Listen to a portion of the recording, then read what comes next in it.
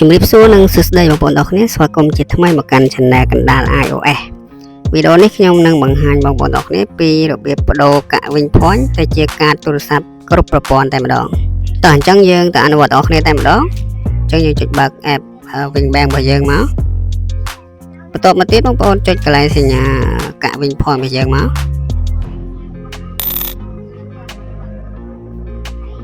អូខេបន្តមកទៀតបងប្អូនត្រូវមើលកន្លែងចំនួនកាក់វិញ point របស់បងប្អូននេះបាទថាតើវាគ្រប់អាចឲ្យយើងបដូរជាកាតទូរស័ព្ទបានហើយនៅបាទអញ្ចឹងសម្រាប់កាក់វិញ point ចំនួន100កាក់គឺស្មើនឹងកាត$1អញ្ចឹងវិញ point ចំនួន1កាក់គឺស្មើ1សេនបាទគិតជាលុយដុល្លារណាអញ្ចឹង100កាក់គឺវាស្មើនឹង100សេនឬក៏$1បាទអញ្ចឹងចំនួនកាក់វិញ point របស់ខ្ញុំគឺមានចំនួន127កាក់បាទអញ្ចឹងខ្ញុំអាចដូរជាកាតទូរស័ព្ទ$1ហើយនៅសល់27កាក់ទៀតគឺខ្ញុំធ្វើការសន្សំបន្តទៀតបាទអូខេអញ្ចឹងខ្ញុំនឹងបង្ហាញបងប្អូនពីរបៀបបដូរកាក់វិញ point ហ្នឹងទៅជាកាតទូរស័ព្ទតែម្ដងបាទអញ្ចឹងបងប្អូនគ្រាន់តែចុចកន្លែងពាក្យថា phone top up ឬក៏បញ្ចូលលុយទូរស័ព្ទបាទដែលមានសញ្ញារូបដុល្លារនេះបើសិនជាបងប្អូនជាភាសាខ្មែរបងប្អូនអាចចំណាំសញ្ញាដុល្លារនេះក៏បានដែរបាទចឹងចុចកន្លែង phone top up ឬក៏បញ្ចូលលុយទូរស័ព្ទមក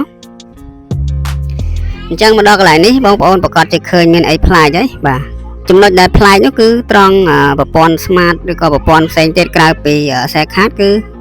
យើងក៏អាចធ្វើការបដូរកាក់វិញ point ទៅជាកាត smart smartphone Ctel Qtel អីចឹងណាកាលពីមុនយើងអាចបដូរបានដែរប៉ុន្តែបដូរបានតែកាត SIM card តែមួយណាបាទឥឡូវវាបានគ្រប់ប្រព័ន្ធទាំងអស់អញ្ចឹងវាល្អខ្លាំងមែនតើនៅយើងមានជំរើសក្នុងការបញ្ចូលកាតទូរស័ព្ទទៅប្រព័ន្ធផ្សេងៗបានក្រៅពីប្រព័ន្ធ SIM card ណាអូខេអញ្ចឹងកន្លែងនេះបើសិនជាបងប្អូនចង់បញ្ចូលទៅលេខផ្សេងក្រៅពីលេខដែលភ្ជាប់ជាមួយនឹងគណនីវិញរបស់យើងបងប្អូនត្រូវចុចកន្លែងពាក្យថា change ឬក៏ផ្លាស់ប្ដូរកន្លែងហ្នឹងណាបាទចុចកន្លែងហ្នឹងមកហើយបងប្អូនលុបបាទចុចលុបអាលេខចាស់របស់យើងដែលជាប់ជាមួយនឹង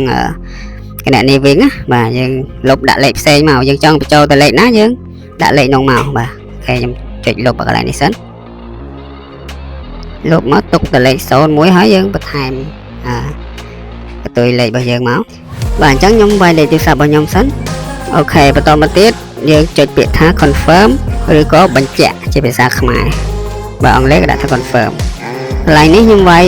លេខ SIM card របស់ខ្ញុំដោយសារតែប្រព័ន្ធផ្សេងៗទៀតរបស់ខ្ញុំហ្នឹងគឺខ្ញុំអត់ត្រូវការបញ្ចូលទេមានលុយស្រាប់ហើយ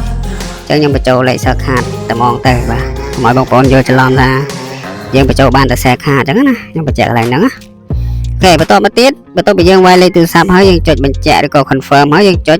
កន្លែងចំនួនលុយនេះបាទចំនួន$1ហ្នឹងបាទហើយចុច confirm ឬក៏បញ្ជាក់បាទអញ្ចឹងជំហានចុងក្រោយយើងគ្រាន់តែវាយលេខសម្ងាត់នៃគណនីវិញ4ខ្ទង់របស់យើងមកគឺជាការស្រេចអូខេបាទចាំមានបន្តិចបាទបងប្អូនឃើញណានេះសាររបស់ក្រុមហ៊ុន SIM card បានផ្ញើមកហើយគឺយើងបានបញ្ចូលទឹកប្រាក់ចំនួន$1រួចហើយបាទនេះបាទបងប្អូនឃើញណាអូខេអញ្ចឹងសម្រាប់របៀបក្នុងការបដូរកាក់វិញ point ទៅជាការទូរស័ព្ទគ្រប់ប្រព័ន្ធដែលខ្ញុំបានបង្ហាញនេះគឺមានប៉ុណ្ណឹងទេអរគុណច្រើនសម្រាប់ការតាមដានទស្សនាវីដេអូមួយនេះតាំងពីដើមរហូតដល់ចប់ហើយបើសិនជាគិតថាវីដេអូរបស់ខ្ញុំមានប្រយោជន៍សូមកុំភ្លេចចុចពាក្យជាវឬក៏ Subscribe Channel របស់ខ្ញុំម្នាក់មួយផងបងប្អូនយល់យ៉ាងណាដែរចំពោះវីដេអូមួយនេះអាចសរសេរ comment នៅខាងក្រោមវីដេអូបានហើយបើសិនជាអាចសូមកុំភ្លេចជួយ share វីដេអូមួយនេះម្នាក់មួយផងដើម្បីបងប្អូនយើងដទៃទៀតគាត់បានឃើញអរគុណ